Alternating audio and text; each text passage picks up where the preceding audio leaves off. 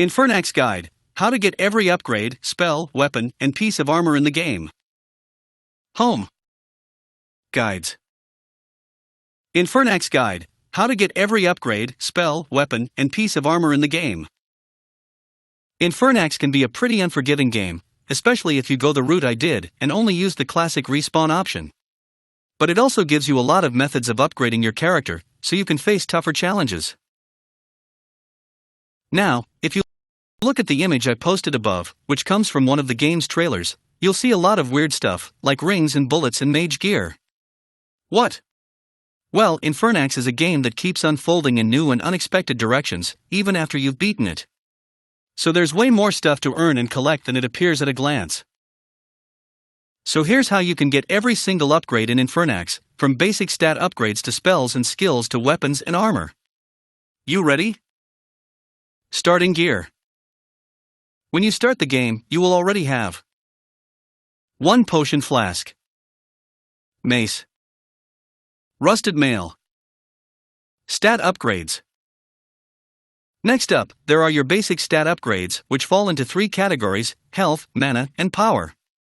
Health and mana should be pretty self-explanatory. Each upgrade will add a single block to your health or mana meters.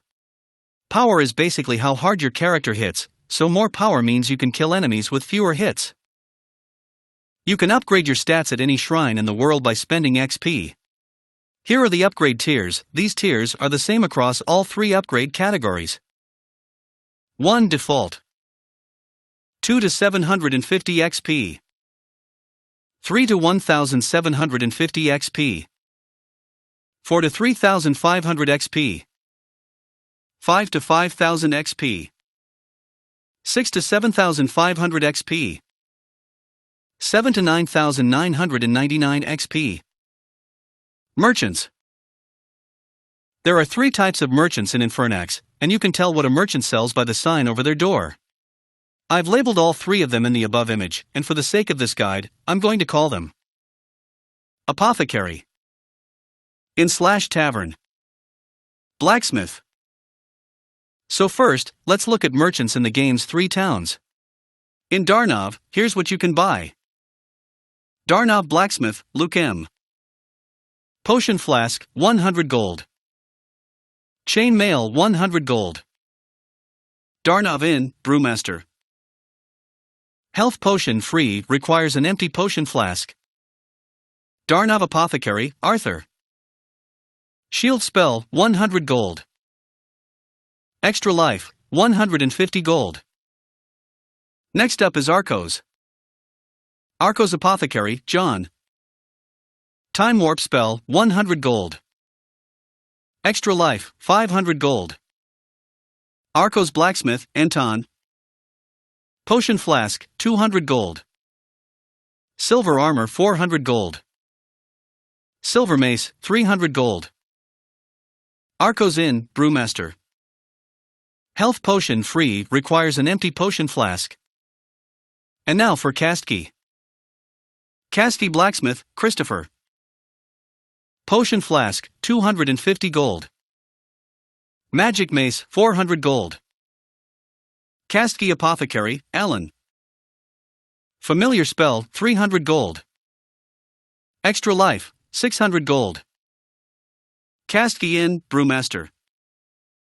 Health Potion free, requires an empty potion flask. Mana Potion, 25 gold, requires an empty potion flask. Okay, so those are the obvious ones.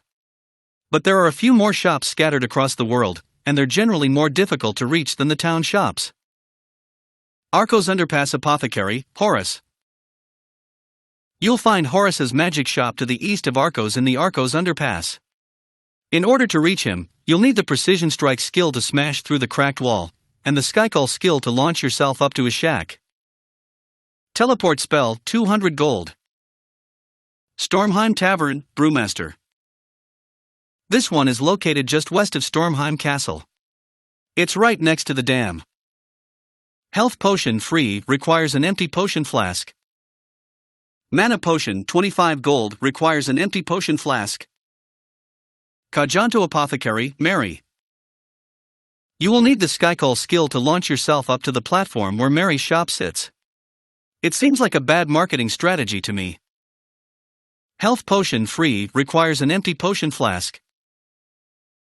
Mana Potion 25 gold requires an empty potion flask. Elixir 50 gold requires an empty potion flask. Secret Passage in Cast Key.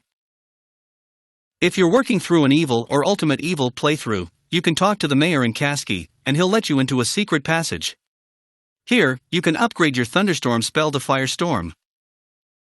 Firestorm spell upgrade, 250 gold. Choice-based upgrades. Some spells and upgrades are dependent upon the choices you make in the game. In some cases, you're presented with an A-B choice, where A will lock you out of B and vice versa.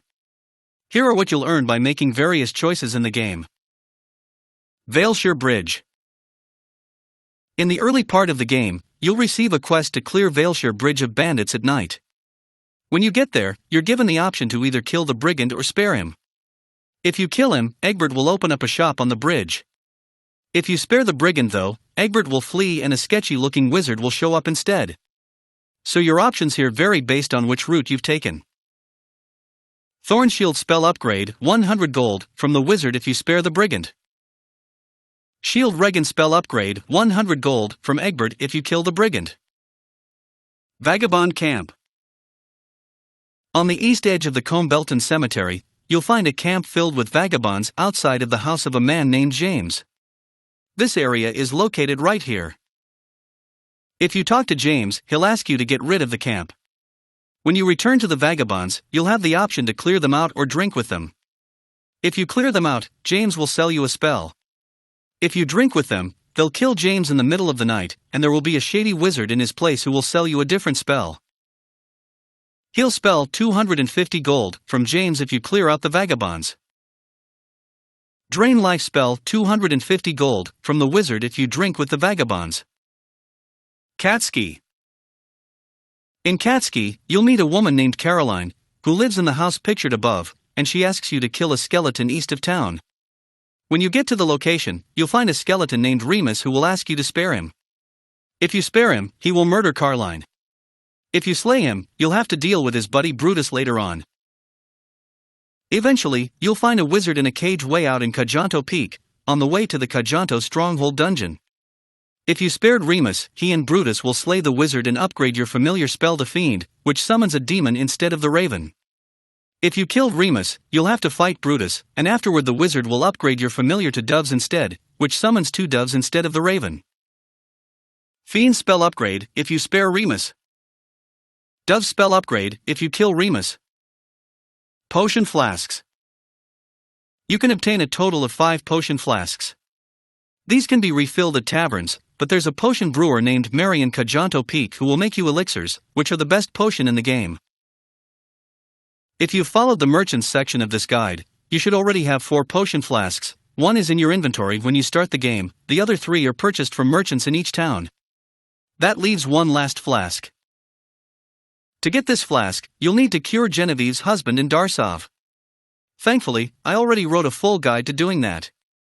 Simply cure the possessed husband using the Holy Light spell, and the last flask is yours. Dungeon skills and spells. There are 5 main dungeons in the game, and you'll find a skill or spell inside of each one. Most of the time, you will need this skill or spell to progress further in the game. Veilshire Keep Thunderstorm spell. Combelton Necropolis Precision Strike skill. Stormheim Castle Skycall skill. Kastka Palace Holy Charge skill. Kajanto Stronghold Holy Light / Hellfire spell. The spell you get here is based on your morality rating. If you're playing on the good side, you'll get Holy Light, but if you're playing on the evil side, you'll get Hellfire instead. Guided Strike.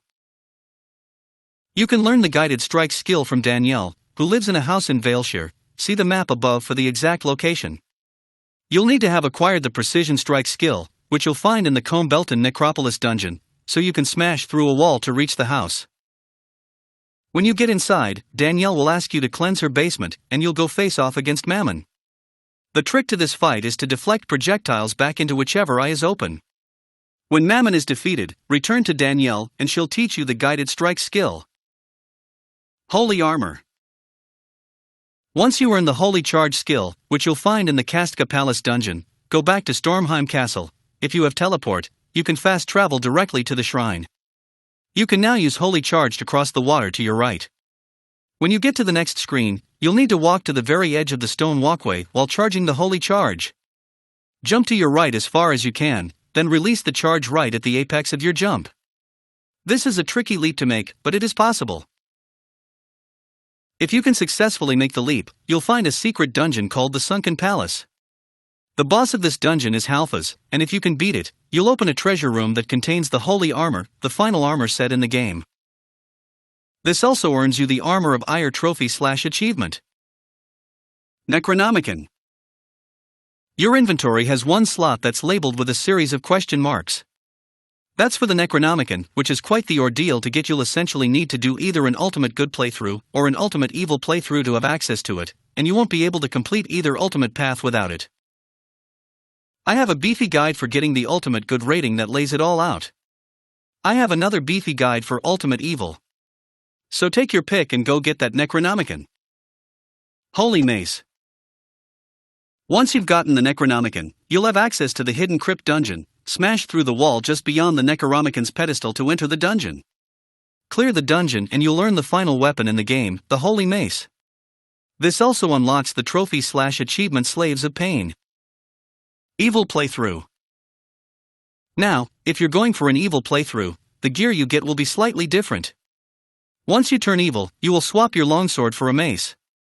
You'll also lose your shield. Your weapons will be Longsword, basic iron claymore.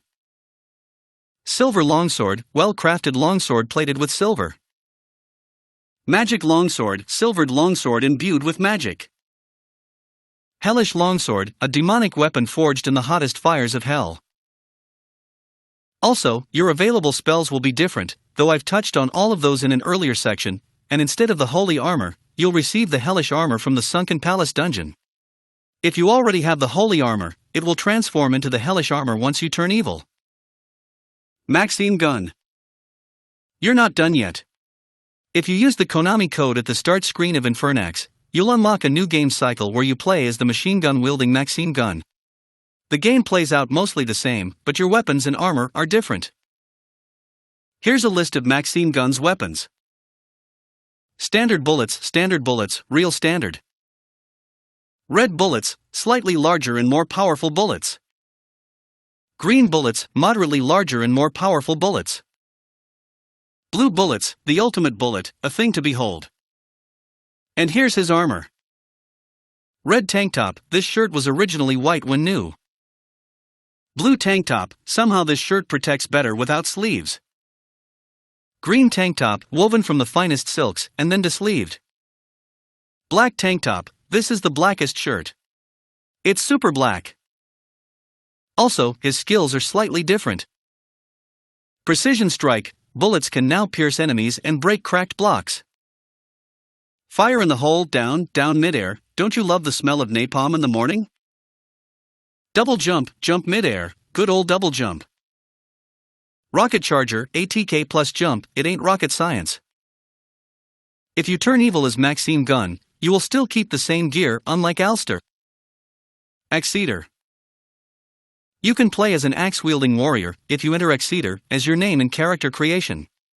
He deals a hefty amount of damage and has pretty good range. Obviously, he comes with a whole different set of weapons. Here are all of Axe-Eater's weapons. Iron Axe, a worn and battle-scarred axe. Steel Axe, well-crafted steel axe. Mithril Axe, a master-crafted axe made from star silver.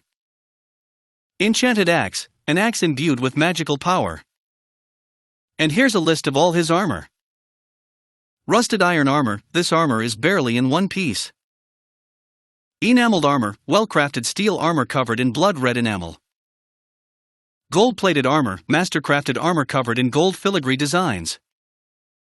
Executioner armor, brutal and effective armor designed for the heaviest combat. Gardican. If you type Gardican during character creation, you will play as a mage. This is a high difficulty class because your attacks are all tied to mana, though your mana does slowly regenerate over time. Still, this is a really tough class to play in Infernax.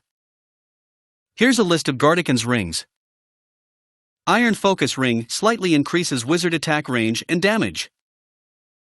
Silver Focus Ring moderately increases wizard attack range and damage. Mithril Focus Ring greatly increases wizard attack range and damage. Diamond Focus Ring, the ultimate increase in wizard attack range and damage. And here's his armor. Apprentice Robes, a set of worn wizard robes that offer little protection. Journeyman Robes, sturdy wizard's robes that offer better protection.